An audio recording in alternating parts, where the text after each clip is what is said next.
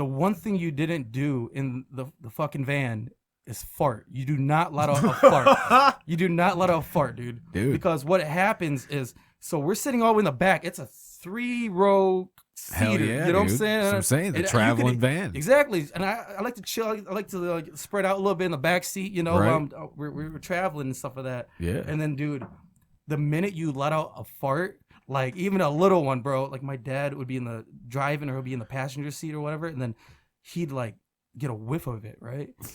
He'd get a whiff of it, and then he'll like, who just shit? Who just shit? I'm like, and I'm over here like, Dad, nobody, I'm like, nobody took it. I'm like, dude, nobody took a shit, but I know I just let a fart out. You know what I'm saying? But then he goes, shit? No, you need to go to the rest stop and go take a shit now, because he has this thing like if your fart smells, it means your poop is really close to your butthole. What?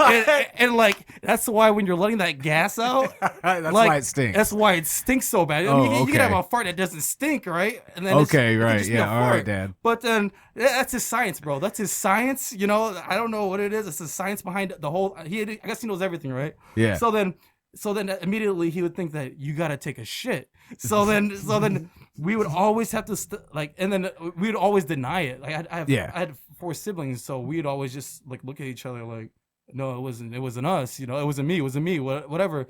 So then like he'll let it go, and then we'll go a couple more miles, and then like somebody else would let out a fart, and then dude, and then all of a sudden what happened was he just something about that just triggers him. When he smells somebody else's fart, you just shit. It's like you just shit. You know what I'm saying? I'm like nobody just shit. It's just, I guess what it means about you just farted. I'm like, no. Yeah. So we would always. So then when he got so pissed off, he would just like we'll just pull over to a gas station and like, and he doesn't know. You have to get out and go. Yeah, like he won't leave until you get out. Yeah, he would force us to go take a shit, and then so we're like looking at each other like, okay, well, I guess we'll all go, you know, because if nobody can claim it, you know, everybody's gotta go. Nobody's gonna claim it, then everybody's gotta whatever, you know. So man, dude, my dad. So he did that, dude, and then even in what is it, high school, no, middle school, I was on the wrestling team.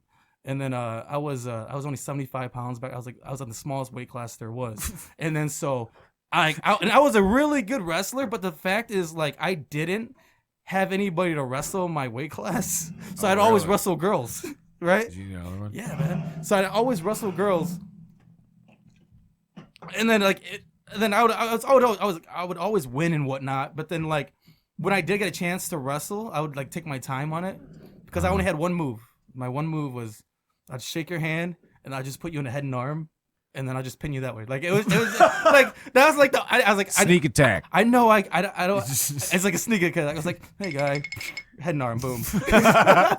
so I got really good at wrestling. So then high school came along, right? So the 9th grade's coming along, and the coach wants me on the wrestling team. He goes, hey man, you gotta join the wrestling team. And then they require morning practices and they require like, you know, later practices. But we only had one van, and then the logic of my parents is they thought if they only have one vehicle, if something were to happen to that vehicle, then they can't go to work.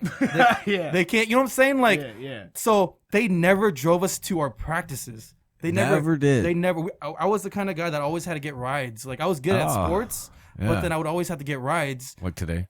Yeah, no, right? Yeah. Shit. So then what happened was some things just don't change. Exactly. It's just the way it is, man. It's just the way it is.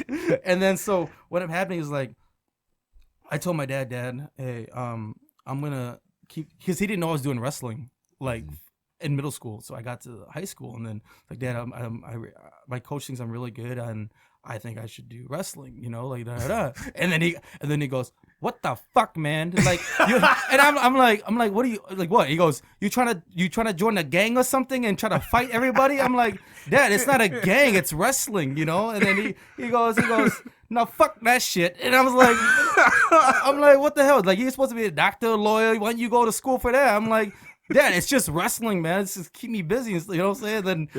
And I'm really good at it, you know? Like, and he was just like, and then so I gave the same story I'm giving right now to my wrestling coach, Mr. Pope. And Mr. Pope, Coach Jeez. Pope. I know, Coach Pope. Coach and then Pope. so Coach Pope goes to me. He just starts laughing, bro. I'm like, hey, man, this is my career right now, man. I could be the next Rey Mysterio or something, bro. You know what I'm saying? Like, hey, man. And then then he goes, he just starts laughing his ass off, and I'm like, what's so funny about this? He goes, I need to have a beer with your dad, man. And I'm like, man, what the hell, man?